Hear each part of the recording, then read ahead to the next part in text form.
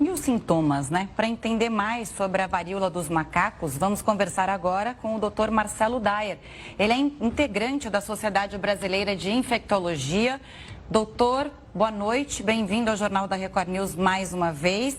Para a gente fazer uma comparação, né? Esse tipo de varíola já era conhecido? Quais os sintomas da doença e por que tem preocupado as autoridades?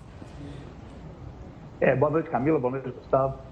A doença já acontecia realmente, já teve casos, né, surto na África na década de 70, só que não preocupava a Europa nem os Estados Unidos, porque era uma doença que restrita à África.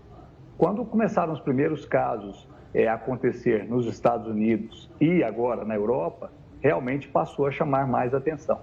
É uma varíola, é chamada varíola dos macacos, mas o transmissor, na maioria das vezes, são roedores, né? Inclusive alguns ratos domésticos.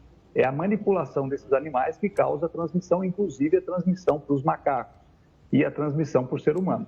Ela preocupa porque é uma doença que pode se expandir de maneira com maior intensidade, lembrando que a vacinação contra a varíola humana, a grande varíola que aconteceu na face da Terra, foi a primeira vacina desenvolvida, né, a vacina contra a varíola, e conseguiu erradicar essa doença, a gente não utiliza mais. Então, as pessoas que se vacinaram contra a varíola têm a imunidade que já vem diminuindo e muitas das pessoas mais jovens, talvez vocês dois apresentadores, não tenham sido vacinados contra a varíola.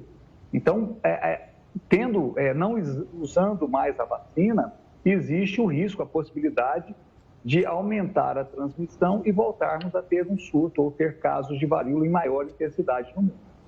E, doutora, a gente mencionou há pouco, nesses casos que surgem na Europa, que a transmissão seria pela ferida.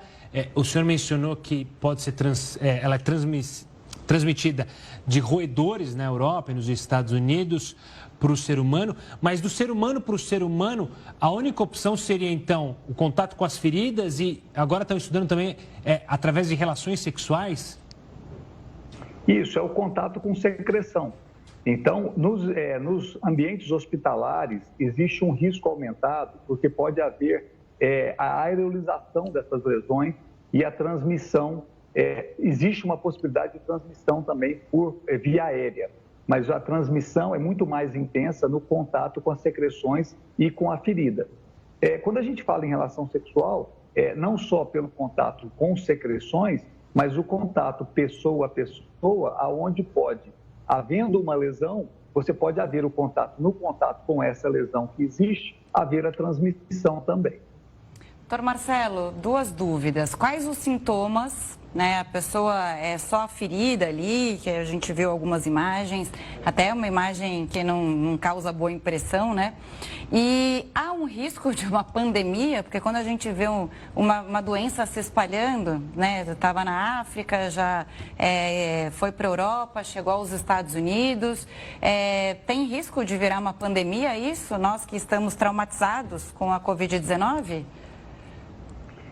Eu não acredito nesse ponto ainda, né? Porque o vírus não tem uma adaptação maior, a transmissão é de menor monta, existe a possibilidade de produzir vacina, nós já tivemos vacina contra a varíola, a vacina contra a varíola tradicional protege contra essa forma de varíola também, então pouco provável que isso se dissemine dessa maneira. Os sintomas são sintomas inespecíficos inicialmente, de febre e mal-estar, e começam a aparecer lesões. Um dos diagnósticos diferenciais seria a catapora, né, que a gente tem por aqui ainda, tem a vacinação, mas ainda acontece em casos. Existem algumas diferenças das lesões, mas as pessoas mais velhas que chegaram a vivenciar casos de varíola são aqueles casos marcantes, várias bolhas no corpo, né, vesículas esparramadas no corpo todo. Normalmente, esses casos não têm maior gravidade, mas lembrando que os pacientes com alguma imunodepressão podem ter casos graves, inclusive óbitos. E doutor, essa varíola dos macacos, qual que é o tratamento para ela? Existe um tratamento eficaz? Essas feridas, elas desaparecem ou podem ficar resquícios, marcas? Podem ficar marcas pelo corpo todo porque podem haver infecções secundárias dessas lesões. Não existe um medicamento específico, estão se testando alguns antivirais, mas não tem nenhum medicamento específico para essa doença no momento. Então, o que se tem hoje são tentativas com antivirais que nós já temos, que podem ser que funcionem, mas não existe um medicamento específico e podem ficar lesões na pele toda assim dos doentes.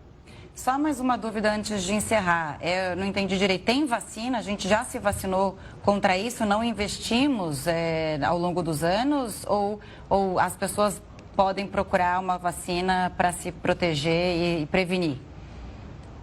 Não, então, a vacina é a vacina contra a varíola, que foi usada, a primeira vacina desenvolvida, né, que a humanidade usou em larga escala. Como a varíola foi erradicada na década de 70, deixou-se de se vacinar. Então, a gente tinha uma doença erradicada, que era a varíola humana, foi erradicada de circulação. Mas, caso necessário, a gente pode voltar a utilizar essa vacina, porque ela dá proteção cruzada para a varíola do macaco também. Então, a gente teria essa possibilidade, porque se guardaram algumas amostras e a gente consegue produzir rapidamente essa vacina novamente e, se for necessário, voltar à vacinação em larga escala. Doutor, obrigado pela participação aqui conosco no Jornal da Record News mais uma vez, explicando, então, esses casos de varíola dos macacos. Um forte abraço e até uma próxima, doutor. Obrigado, eu que agradeço. Boa noite. Boa noite. Uai, seu app de vídeos curtos.